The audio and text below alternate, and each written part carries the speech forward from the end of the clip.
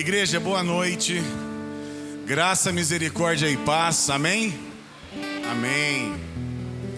Me foi dado hoje a oportunidade de trazer para vocês uma palavra rápida, uma palavra objetiva a respeito de coisas que estão ardendo em mim.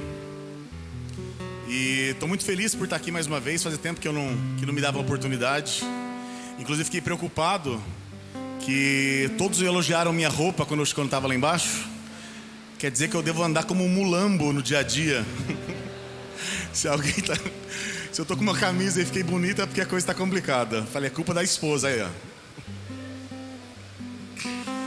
Eu queria convidar vocês para lerem um telão, por favor, um texto do Salmo.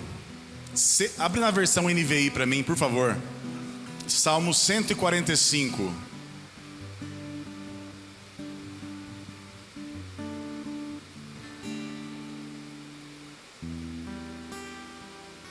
Só enquanto abre o texto, lembrando uma coisa, a gente foi exortado por um marronzinho a semana passada a respeito de lugares que estamos parando.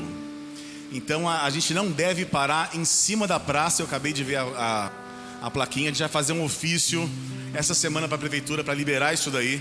Mas por enquanto a gente não deve parar em cima da praça e nem na esquina, porque denunciaram e a pessoa a próxima vez será multada.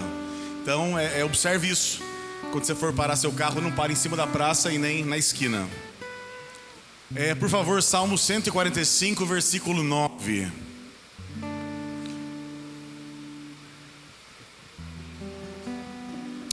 O Senhor é bom para todos. A sua compaixão alcança todas as criaturas. Só esse texto, pode voltar ao versículo. Eu queria que vocês lessem comigo em voz alta, por favor. O Senhor é bom para todos, a sua compaixão alcança todas as suas criaturas. Todas as suas criaturas. Todas as suas criaturas não está falando somente que a compaixão dele alcança os filhos, e sim todas as criaturas. Nós sabemos que nos tornamos filhos de Deus no momento que entregamos para ele nossa vida e nosso coração. Até então, somos uma criatura, uma criação, que Deus por nós também tem compaixão, que Deus por nós também tem um cuidado especial. Além de criador, Deus ele é preservador desse mundo. Deus ele cuida de todas as coisas, como fala no texto, e de todas as suas criaturas. Por causa dele, a gente ainda está com o mundo funcionando. Na pregação, Pecadores na Mão de um Deus Irado, de Jonathan Edwards, nessa pregação é descrito que nós somos como baratas sobre a mão de alguém que está sobre o fogo. E simplesmente pela misericórdia de Deus que nós não somos jogados nesse fogo e somos preservados. A nossa vida é frágil, nossa vida é possível que ela acabe imediatamente. A fragilidade da nossa vida deve ser encarada sob o perfil de Deus sempre. Deus ele estende seu cuidado ao mundo natural. Deus cuida do mundo natural de forma contínua para que a terra continue seguindo o seu curso. Deus ele tem cuidado de nós. Deus ele tem cuidado daqueles que não conhecem ainda. Parece uma atitude óbvia Deus cuidar da sua criatura, da sua criação. Mas na verdade, mais óbvio ainda é ele cuidar não só dos filhos, porque a gente sabe que justiça, paz e alegria no Espírito Santo, como a Bíblia nos ensina, ela acontece só com os filhos. Você só vai ter percepção de justiça, ter paz e ser realmente alegre quando você entregar sua vida para Jesus. Mas até então, você continua sendo cuidado por ele, porque os planos de Deus passam por toda a criação. A trama que Deus escreve, o roteiro que Deus escreve para o mundo, ele passa por todas as pessoas, por os bons e pelos maus. Às vezes nos incomoda esse conceito, porque pessoas às vezes que eu não gostaria que fossem alcançadas pelo meu coração mau, a Bíblia fala que também são alcançadas pelas compaixões de Deus. Assim como aquele meu filho que ainda não conhece o Senhor, assim como aquele meu filho que me causa angústia porque não está nos caminhos do Pai ainda, Ele é alcançado pelas compaixões como aquele meu amigo chato, como aquele meu vizinho insuportável, como aquela pessoa que atrapalha às vezes minha caminhada. Ela também é abençoada pela compaixão do Criador. A Bíblia fala que a chuva cai sobre justos e injustos. As coisas boas e ruins acontecem para os bons e para os maus. A diferença é que nós, crentes em Jesus, nós temos a percepção que dele que veio o presente. Estava falando com o irmão na entrada, que passou por um câncer recentemente, ele foi curado. Eu disse, como eu disse para Camila outra vez, que eu queria que eles tivessem a percepção de tudo que eles foram livres. Que a gente não sabe muitas vezes de tudo que a gente foi livre. A gente não tem a noção de situações que Deus nos livrou. E nós, pela nossa miopia espiritual, não conseguimos enxergar isso daí. Porque o temor do Senhor é o princípio da sabedoria. Eu só vou entender, só vou ter sabedoria se eu estou em Cristo. Senão a bênção acontece na minha vida e eu não tenho a acuidade para dizer que essa bênção veio dos céus. Cada pessoa, ela trabalha, como Lucas fala brilhantemente, ela funciona com quanto de Jesus que tem no coração dela. Ninguém dá o que não tem. Nós reagimos aos problemas conforme o quanto de Jesus que tem em mim e o quanto menos tem de mim em mim mesmo. Todas as pessoas gozam do cuidado de Deus, às vezes sem sabedoria, mas sempre com algum propósito. A maior prova disso, estava discutindo com o Fernando esse fim de semana, é a cruz, onde Deus ele morreu por nós, sendo ainda nós pecadores. Ele nos amou primeiro.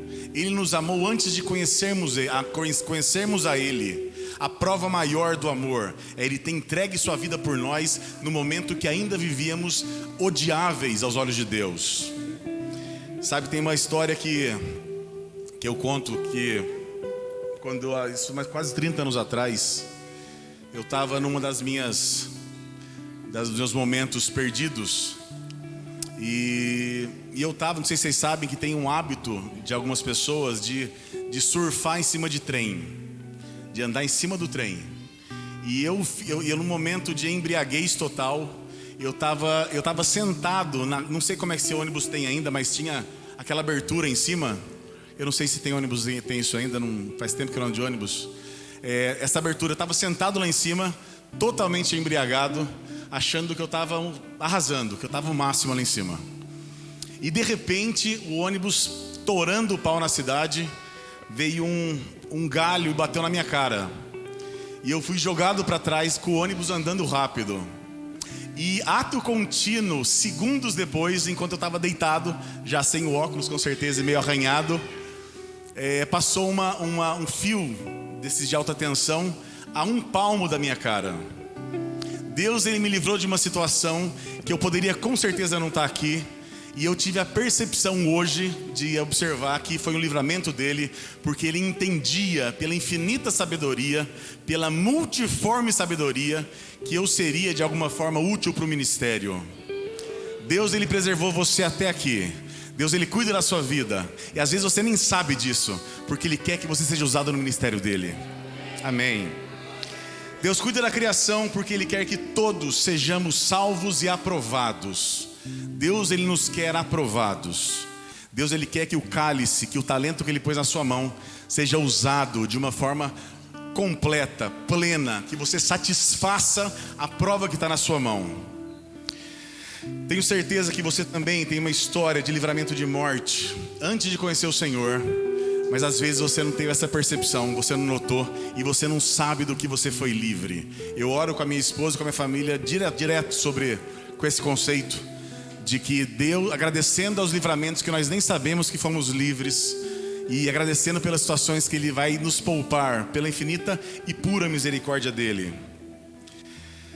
Tem uma história que eu passei essa semana e quem não sei se alguns aqui viram na internet, de uma criança que nasceu no hospital que eu trabalho, um deles, que ela tinha um problema que chama-se gastrosquise. Esse problema é quando a criança, isso não tem causa, ela nasce sem a formação da parede abdominal anterior e nasce com o intestino para fora. Inclusive foi disso que a Aline morreu. A gente teve uma irmã, ela tinha um falocele que é bem semelhante. E naquela época eu não sabia direito, porque faz 40 anos, não tinha exame de imagem, enfim. Então essa criança, ela sabia pelo pré-natal dela que ela nasceria com o intestino para fora. E daí fizeram toda uma estrutura lá no hospital. E na sala de cirurgia, eu estava tendo as minhas cirurgias, eu fui ver essa cirurgia, até filmei, vou mostrar para vocês.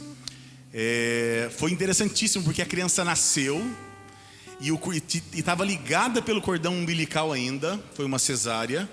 E no meio das pernas da mãe, o médico ele fez a cirurgia para pôr o intestino para dentro. Porque a criança não podia respirar profundamente para aumentar a pressão abdominal e o intestino não entrar. Foi uma cena incrível nunca tinha visto uma cirurgia dessa ser feita. O médico até que fez ficou emocionado, porque foi a cirurgia mais perfeita que ele fez nesse caso.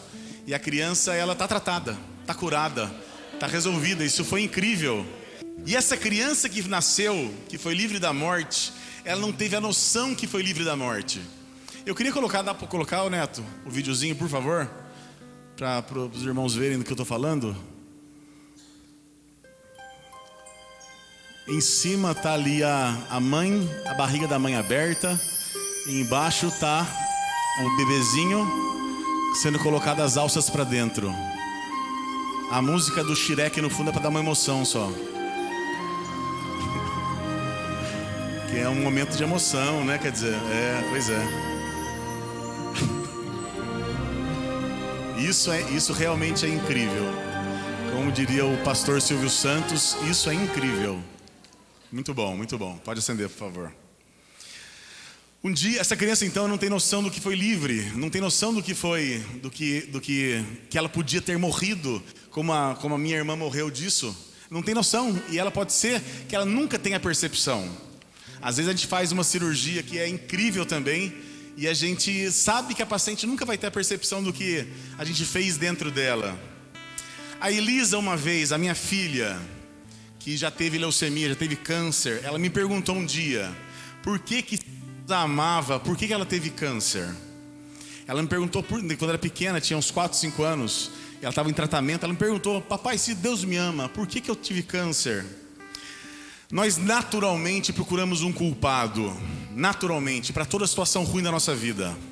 A gente procura um culpado, seja na minha criação, seja no meu abuso quando eu era criança, seja no meu trauma enquanto criação, seja na minha falta de condição familiar. A gente sempre busca um culpado. E como eu falei no começo, o que me acontece não é o que tem que ditar a forma que eu reajo. Eu vou reagir com quanto de Jesus que eu tenho em mim. Acontece que precisamos entender o tamanho do estrago que o pecado causou na humanidade. A Bíblia fala que o mundo jaz, o mundo está morto no maligno, no diabo. O mundo está morto com o diabo. Esse mundo pertence ao príncipe diabo. E acontece que nós estamos envolvidos nesse pacote horrível que estragou a perfeição da humanidade. Deus, ele não causa nada de ruim.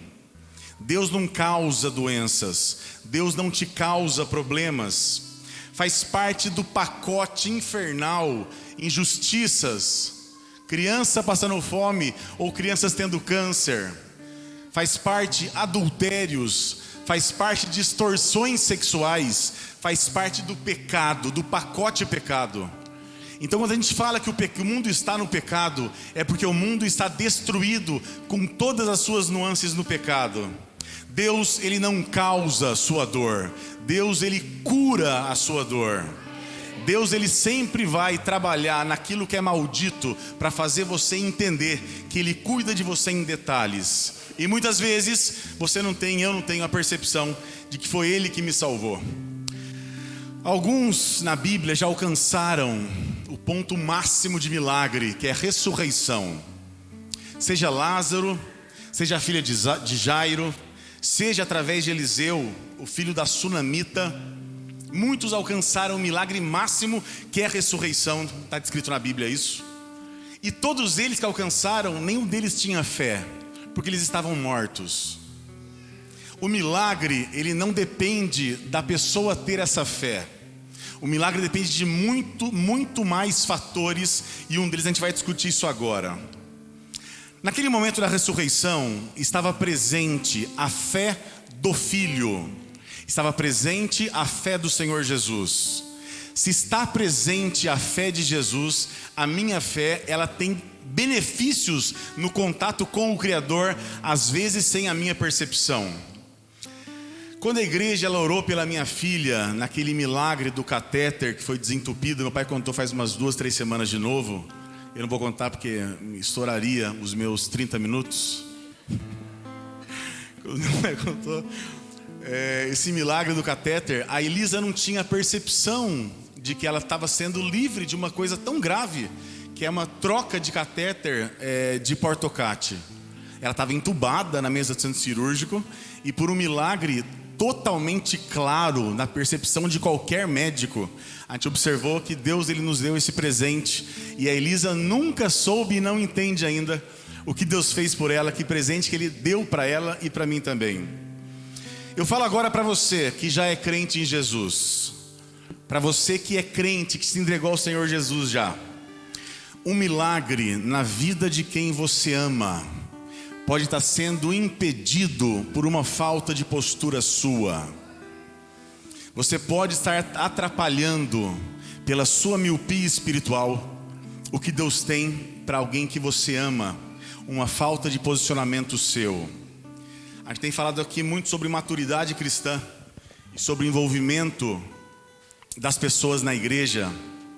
E eu já ouvi a expressão de que não, se eu sou igreja, eu preciso cuidar de mim, porque eu tenho que cuidar da igreja. Mas na verdade nós somos templo do Espírito. Igreja é quando estamos juntos. Se estamos separados, somos membros. Quando você vai uma cirurgia de amputação de membro, de amputação de dedo, por exemplo, aquele dedo em cima da mesa não é um corpo, aquele dedo é um dedo. Agora, o corpo sem o dedo continua sendo um corpo. Você é o corpo de Cristo, você é a igreja quando você está nesse corpo, quando você está envolvido. E diretamente relacionado à sua maturidade está quanto que você tem se envolvido nessa igreja local. O quanto você tem se envolvido com as oportunidades que a igreja abre para você. O seu trabalho, ele é importante muito mais para você do que para a igreja. Mas o seu posicionamento pode mudar a sua história e de quem está cercando você. Quanto você tem sido Jesus na vida dos outros? Queria ler um texto, por favor, de Romanos, capítulo 8, versículo 19.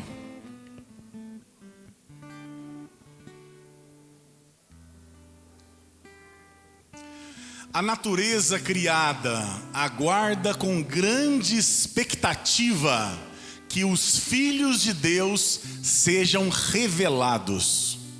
A natureza criada aguarda com grande expectativa, ela espera que os filhos de Deus, que nós, sejamos revelados.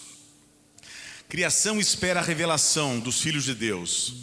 É horrível decepcionar os outros. A decepção é uma coisa que nos incomoda muito quando somos os causadores da decepção. Teve uma paciente que passou comigo essas semanas para trás, e ela foi uma cirurgia que nós fizemos, e ela veio pegar o resultado da cirurgia, da biópsia, e ela tinha a convicção, apesar de toda a orientação, que não ia dar nada. E daí ela trouxe para mim um presente, ela trouxe uma cartinha, dizendo na cartinha que nunca me veria mais, porque eu não seria mais o médico dela, porque ela não tinha nada, blá blá blá. E eu falei do resultado que era desfavorável. Isso trouxe uma decepção para ela muito grande, porque ela esperava um outro resultado. A decepção vem sempre quando a gente espera. O segredo para não se decepcionar com ninguém é nunca esperar nada de ninguém. O segredo para você continuar estável emocionalmente é você esperar somente de Deus, porque Ele nunca, como não decepcionou, nunca vai decepcionar você. A gente pode entristecer a Deus, mas a gente não pode decepcioná-lo, porque a expectativa de Deus, ela para nós, é de que somos pessoas imundas, pessoas limitadas, bem algum habita em nós. Se nós estamos fora do corpo, se nós estamos fora da árvore, nós somos mortos, nós somos imundos. Deus sabe como eu sou sujo, mas eu posso, apesar de não decepcioná-lo, eu posso alegrá-lo com a minha conduta. Eu posso deixar Deus alegre. Eu nunca vou decepcioná-lo, mas eu posso deixá-lo alegre. Quando eu cumpro aquilo que Ele me deixou como propósito, quando eu faço a vontade dEle. Cada um tem a percepção clara no seu coração a respeito do que Deus quer de você, do que Deus quer que você faça para que Ele seja, para que ele fique agradecido, não, mas que Ele fique feliz. Ontem eu postei também uma história de uma paciente que eu ia operar de urgência, que não é frequente. E a história foi bem interessante. Essa paciente, ela veio para o hospital e ela estava com uma doença grave no pulmão. Ela estava com uma possível, pelo exame de imagem, metástase no pulmão. E tinha uma suspeita mal contada de uma doença de mama. E é necessário para você fazer quimioterapia que você tenha biópsia. Não pode fazer quimioterapia com base em exame, tem que ser baseado em biópsia, baseado em algum papel que documenta que você está com câncer. E daí me chamaram para avaliar a mama dela. E um caso grave, pulmão inteiro tomado, a paciente estava no oxigênio e eu fui avaliar. E quando eu cheguei para avaliar essa paciente, essa senhora, ela estava com o olho fechado no oxigênio, estava bastante falta de ar, bem dispneica. E ela olhou para mim e começou a chorar copiosamente. E daí eu falei, nossa, será que era porque ela está vendo que eu vou ajudar de alguma forma, enfim. E daí eu perguntei, por que a senhora está chorando? E ela não conseguia falar porque ela estava com muita falta de ar. E no murmúrio dela, ela conseguiu me dizer que é porque quando eu entrei na sala, ela viu que Jesus estava entrando comigo. Isso para mim foi incrível. E eu saí da sala e voltei e falei assim, cara, eu não posso ir embora sem orar com ela. Eu voltei para a sala, a gente orou, ela estava ainda acordada, mas muito consumidinha já. E nós oramos, e na oração ela teve ela tinha frases e falas de alguém que conhece a Deus, alguém que está confiando de que está sendo cuidada. E a gente orou e a gente entregou. Eu entreguei a vida dela. Eu deixei muito claro para ela que Deus estava naquele momento cuidando de qualquer situação, com qualquer desfecho que podia acontecer. Eu falei com a família depois, eu falei, tudo pode acontecer. Porque numa cirurgia, nesse caso, esse tipo de paciente, é necessário entubá-la. E se entuba uma paciente que tem pulmão desse jeito, é difícil extubá-la, difícil tirar o tubo. E eu tive que operar ontem para ter o diagnóstico, para ela ter uma chance de fazer quimioterapia. E isso foi ontem. E daí eu conversei com a família antes da cirurgia, disse da possibilidade gigantesca, que a regra é que ela morresse na cirurgia. E a família estava muito apreensiva, que é esperado, uma paciente jovem, tinha 50 e poucos anos. E essa paciente, eu falei para a família assim, a partir de agora tudo pode acontecer, inclusive um milagre. E a família se pegou nisso, e a família buscou isso. E pelo menos até esse momento, até o fim da cirurgia, ela ainda está entubada, mas ela está viva. Isso foi feliz para mim, porque eu vi que Deus ele tem tido esse cuidado, esse detalhe. Queridos, que nós sejamos Jesus em tudo e em todo o tempo. Que tudo que nós façamos, Ele exprima a vontade de Deus. Que nossa vida, nos dias que nos restam, que a gente não sabe quantos dias nos restam, se você vê um coração batendo, você vê um vídeo no coração batendo, você vê como o coração bate cansado, frágil. E é impressionante como ele bate sem parar no tempo da sua idade. Qualquer momento ele pode parar de bater. Qualquer momento você pode ter que dar contas da sua vida. Então que você entenda que você é cuidado de todos os momentos e detalhes por Deus, que você seja grato para alegrá-lo em todos os momentos, e que aqueles que estão ao seu redor não sejam atrapalhados pela sua e pela minha falta de postura.